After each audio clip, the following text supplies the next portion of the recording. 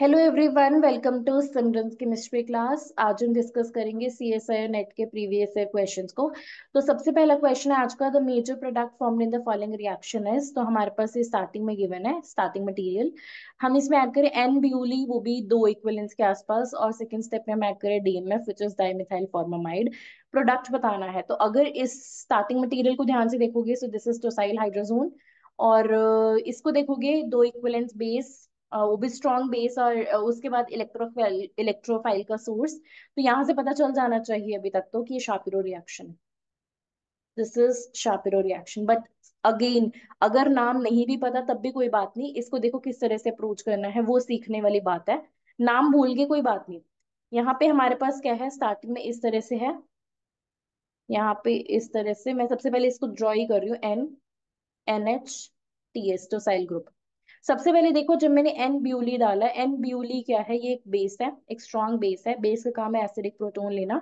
तो इसका जो पहला इक्विवेलेंट है, जो एक इक्विवेलेंट है, वो तो यहाँ से इस प्रोटोन को ले लेगा, इसको यहाँ से एन नेगेटिव बना देगा। और दूसरा ये जो है, क्योंकि यहाँ पे पहले कार्बोनिल था ना, हाइड्रोजोन से पहले यहाँ कार्बोनिल था, तो उसके ये वाला अल्फा प्रोटोन होगा। तो ये भी एसिडिक है, तो इसको भी रिमूव कर लेगा। मैं इसी स्टेप में ड्रॉ कर रही हूँ कि यहाँ पे भी इसकी जगह पे भी आ जाएगा नेगेटिव।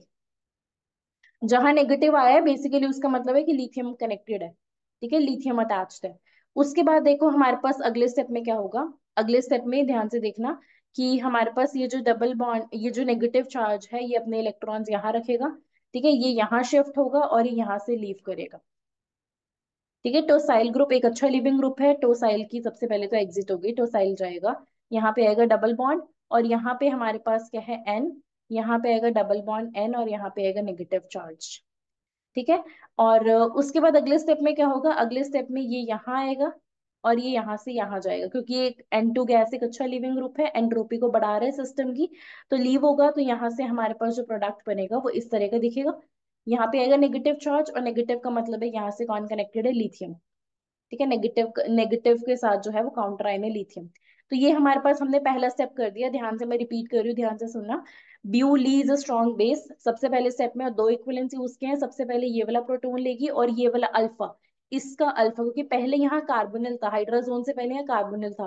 तो इसके वाला, इससे नेक्स्ट वाला जो प्रोटोन है अल्फा प्रोटोन, उसको वो रिमूव करेगी, नेगेटिव बनाएगी।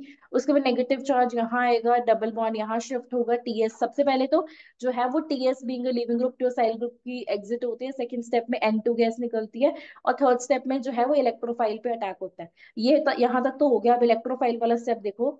इलेक्ट्रोफाइल क्या है, यहाँ पे डीएमएफ। डीएमएफ मतलब डाइमिथाइल फॉर्मामाइड। डाइमिथाइल फॉर्मामाइड कैसा है, अमाइड है इस तरह से। This is dimethyl, dimethyl formamide. ठीक है। उसके बाद क्या होगा, ये पार्शियली पॉजिटिव है, पार्शियली नेगेटिव है, सबको पता है। यहाँ पे लिथियम जो है वो यहाँ पे इसका मतलब है ये जो है वो नेगेटिव चार्ज है, क्योंकि लिथियम पॉजिटिव होता है। तो इसका मतलब है ये नेगेटिव यहाँ अटैक करेगा, यहाँ से यहाँ जाएगा, जब भी वापस आएगा तो ये लिविंग ग्रुप की तरह निकल जाएगा। तो ओवरऑल हमारे पास क्या प्रोडक्ट बनेगा उसको ध्यान से देखो। ओवरऑल हमारे पास यहाँ पे आएगा double bond as it is है, और यहाँ पे C double bond OH।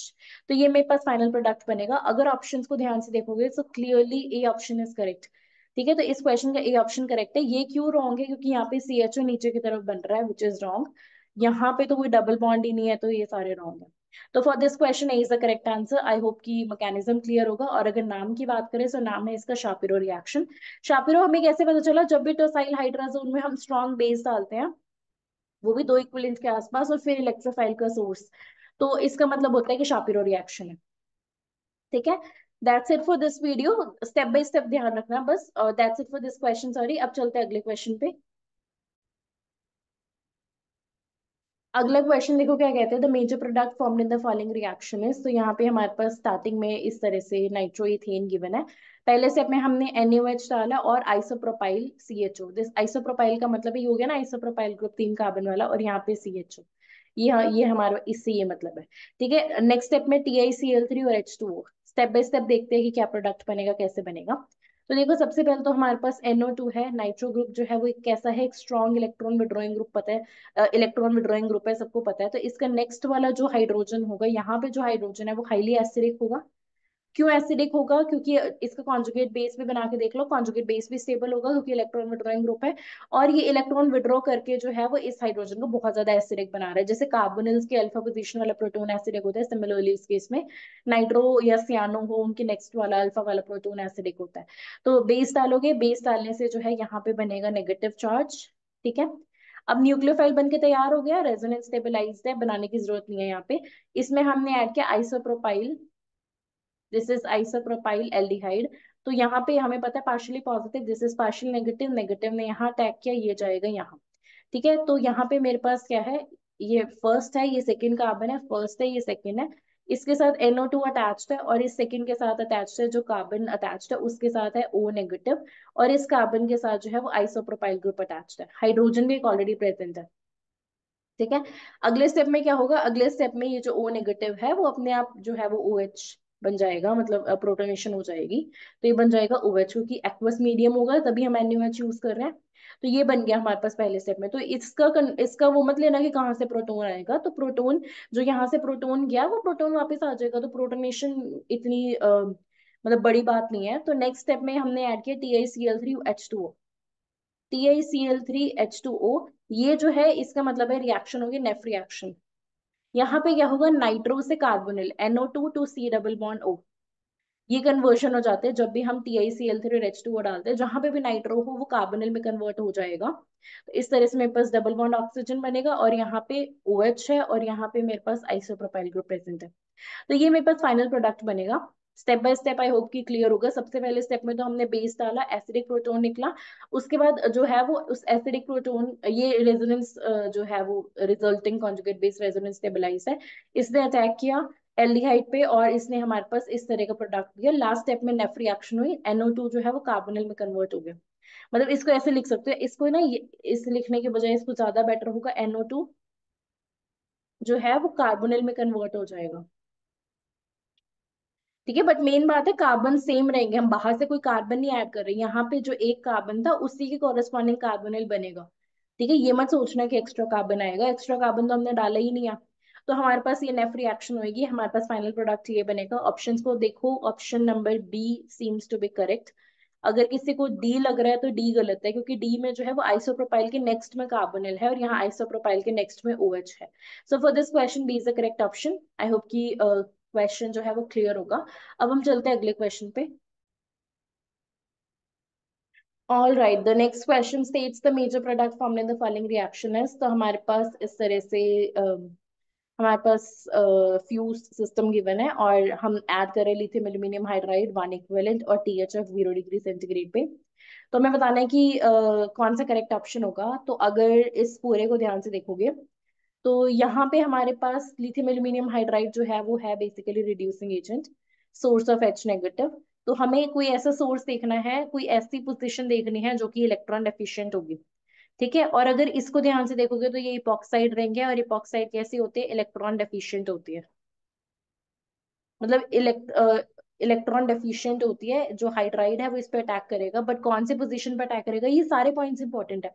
Hydride है, ठीक है, इसको इस तरह से भी लिख सकते हो, lithium aluminium hydride basically Li+AlH4 negative होता है ना, इस AlH4 नेगेटिव को HAlH3 भी लिख सकते हो नेगेटिव। तो यहाँ से जो है वो H जो है वो अपने इलेक्ट्रॉन्स लेके अटैक करता है, इस तरह से भी शो कर सकते हो।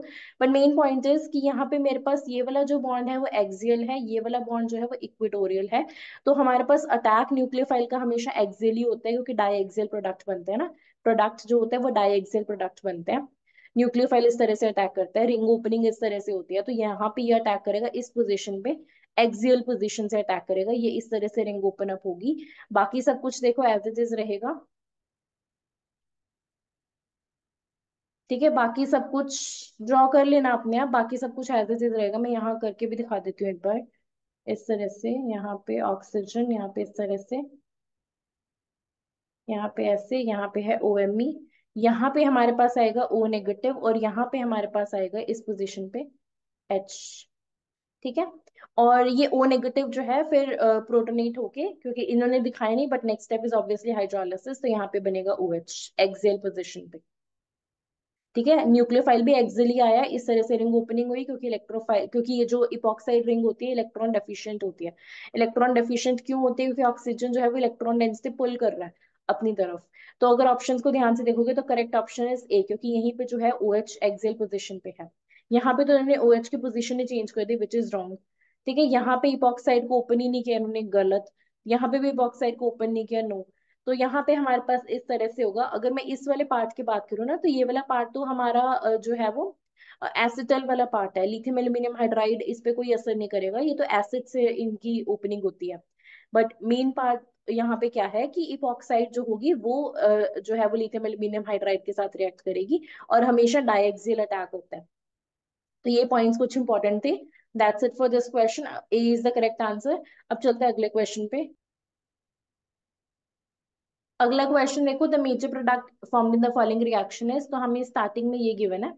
ठीक है, तो यहाँ पे देखो एक तो बेंजीन सिस्टम है, एरोमेटिक है। तो H2PDC के दो काम होते हैं। पहला काम तो होता है हाइड्रोजनेशन करना, मतलब हाइड्रोजन की एडिशन करना। ठीक है, दूसरा काम होता है इसका हाइड्रोजिनोलिसिस करना। हाइड्रोजिनोलिसिस, हाइड्रोजनेशन करते हैं जब भी हमारे पास carbon carbon double bond, carbon carbon triple bond होते हैं, तो हाइड्रोजनेशन होती है, ये सिंगल बॉन्ड्स में कन्वर्ट हो जाता है। बट यहाँ पे एरोमेटिक सिस्टम है, ये सच रहेगा। हाइड्रोजिनोलिसिस होता है जब भी हमारे पास कार्बन और हेटेरो एटम का बॉन्ड होता है, कार्बन हेटेरो एटम का बॉन्ड होता है, वो क्लीव हो जाता है, तो दोनों साइड पे इस तरह से हाइड्रोजन हाइड्रोजन ऐड हो जाते हैं, तो इस तरह से हाइड्रोजिनोलिसिस हो जाती है जब भी हम ये ऐड करते हैं। और ये जो क्वेश्चन है ना, ये बेस्ड है प्रोटेक्शन और डिप्रोटेक्शन पे। ठीक है, तो सबसे पहले मैं इन सारे ग्रुप्स का मतलब बता देती हूँ। सबसे पहले देखो, यहाँ पे बेंजाइल दिख रहा होगा, BN। BN का मतलब होता है बेंजाइल, और बेंजाइल का मतलब होता है CH2PH, और you can say PHCH2, PHCH2, ये हमारे पास होता है बेंजाइल ग्रुप। ये जो है ये प्रोटेक्शन ऑफ OH में यूज होता है, जहां पे भी OH की प्रोटेक्शन हो। जैसे इस केस की अगर मैं बात करूँ, तो यहाँ पे C डबल बॉन्ड OH है। ठीक है, इसमें मैंने मान लो ऐड कर दिया बेंजाइल क्लोराइड, BnCl। तो बेंजाइल क्लोराइड ऐड करेंगे, HCl निकलेगा, तो यहाँ से हमारे पास क्या बनेगा, OBN। उसके बाद OBN को भी अगर मैं एक्सपैंड करके लिख दूं, तो OBN इज बेसिकली CH2PH, यही होता है बेंजाइल। उसके बाद जब मैं इसमें H2PDC डालूंगी, तो हाइड्रोजिनोलिसिस होगी। ये कार्बन ये जो है वो हेटेरो एटम और ऑक्सीजन का बॉन्ड है, तो ये वाला बॉन्ड जो है वो इस तरह से क्लीव होगा। यहाँ हाइड्रोजन आएगा, यहाँ हाइड्रोजन आएगा, ये तो टॉल्वीन बन के निकल जाएगा, और यहाँ पे हो जाएगी D protection. This is D protection. तो जब भी OH ग्रुप हो, चाहे अल्कोहल में हो चाहे कार्बोक्सिलिक एसिड में, कहीं पे भी हो, इसकी प्रोटेक्शन करने के लिए हम बेंजाइल क्लोराइड यूज कर सकते हैं। OBN बन गया एक तरह से। ठीक है, एस्टर बन गया, यहाँ पे एस्टर बन गया। अगर अल्कोहल हो गया तो ईथर बन जाएगा। तो हाइड्रोजिनोलिसिस करोगे तो हमारे पास फिर से एसिड या अल्कोहल भी जनरेट हो जाएगा। तो ये हमारे पास सबसे पहला जो है वो प्रोटेक्टिंग ग्रुप है। दूसरे प्रोटेक्टिंग ग्रुप की बात करते हैं, which you can see CBZ। CBZ, तो ये भी दूसरा प्रोटेक्टिंग ग्रुप है। यहाँ पे Z तो उस पर्सन का नाम है जिसने इस प्रोटेक्टिंग ग्रुप की डिस्कवरी की थी, और CB का मतलब है बेंजाइल, बेंजाइल ऑक्सी कार्बोनिल। देखो नाम में सब कुछ रखा है। बेंजाइल का मतलब है PHCH2, oxy means oxygen, carbonyl means C double bond, this is benzyl oxy carbonyl. और इसमें अगर ये जो है वो यूज होता है अमीन्स की प्रोटेक्शन के लिए। ध्यान से देखना, मान लो मेरे पास अमीन है RNH2। ठीक है, इसमें मैंने क्या ऐड किया, इसमें मैंने ऐड किया CBZCl। ठीक है, क्या है, बेंजाइल ऑक्सी कार्बोनिल क्लोराइड। तो मैंने ये ऐड किया, तो मुझे क्या मिलेगा, RNH, और यहाँ से C डबल बॉन्ड OCH2PH।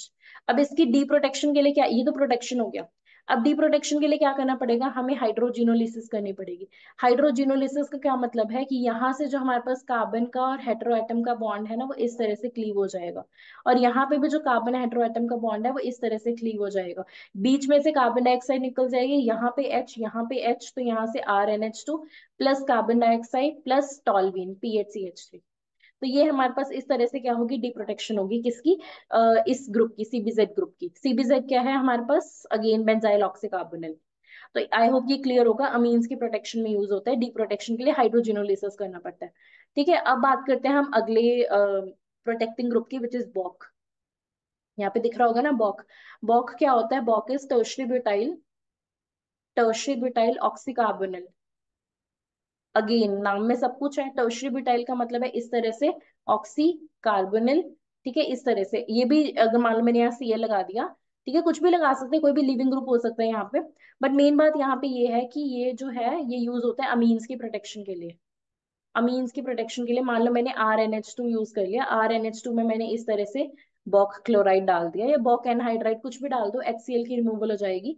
तो हो गया हमारे पास अमीन का protection, NH, C double bond O, O, और इस तरह से टर्शियरी ब्यूटाइल ग्रुप, ये हो गया हमारे पास क्या, प्रोटेक्शन।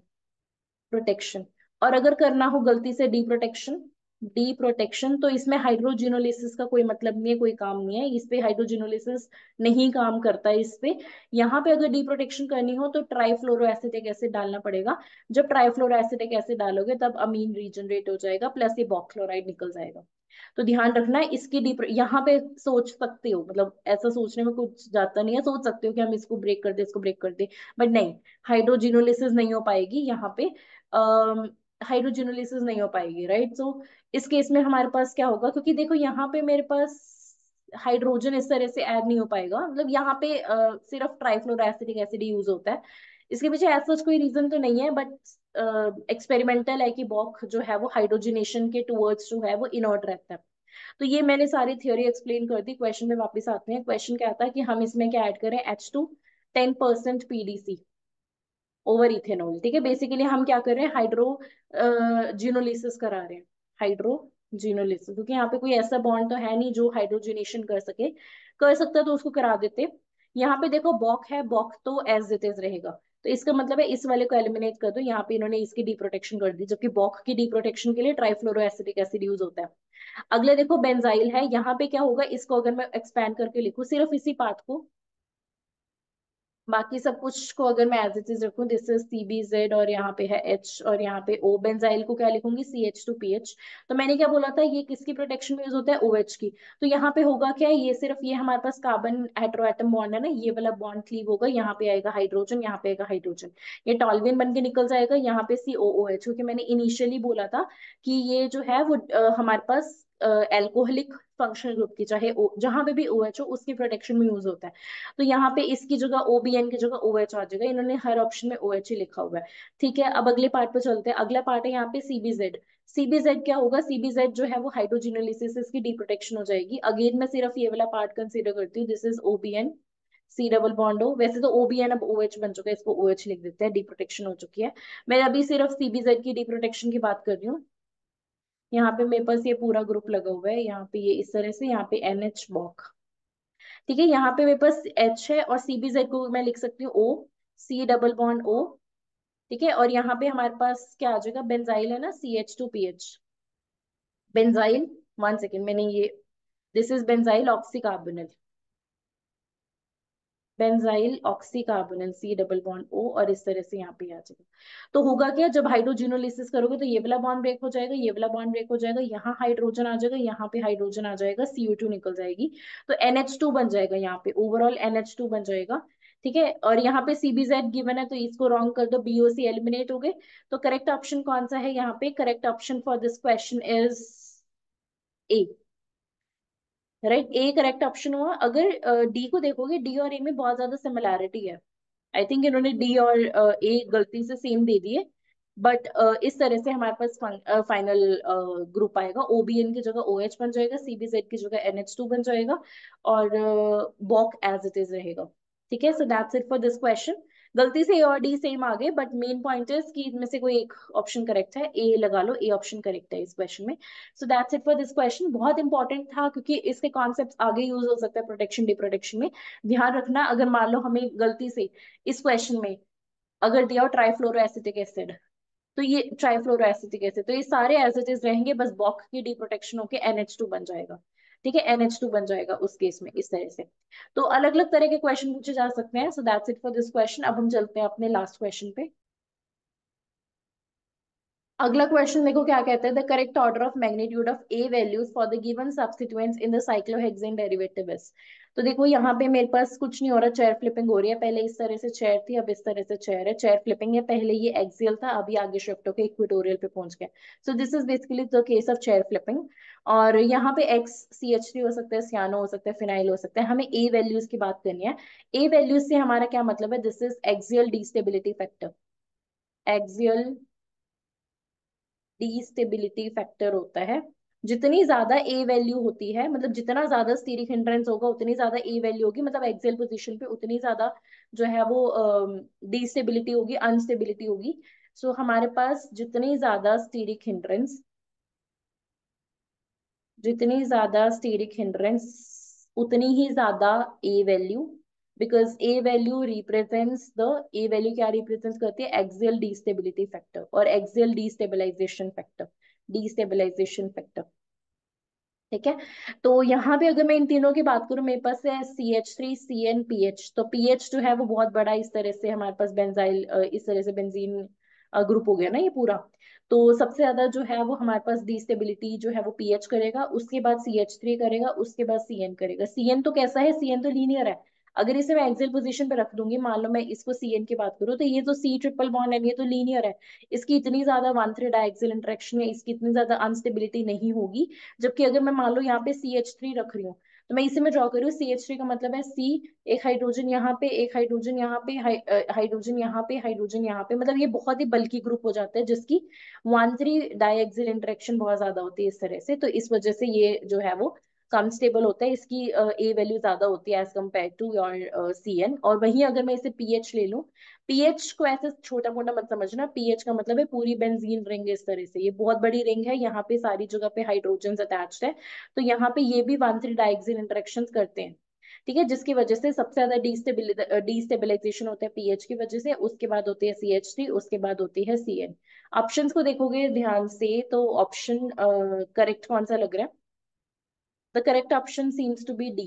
राइट, सो इस क्वेश्चन में डी ही करेक्ट आंसर है, क्योंकि हमें ए वैल्यू का ऑर्डर बताना था ना। Yes, so D is the correct answer for this question. I hope कि आज के सारे क्वेश्चंस क्लियर होंगे। Please subscribe to this channel. Thank you so much.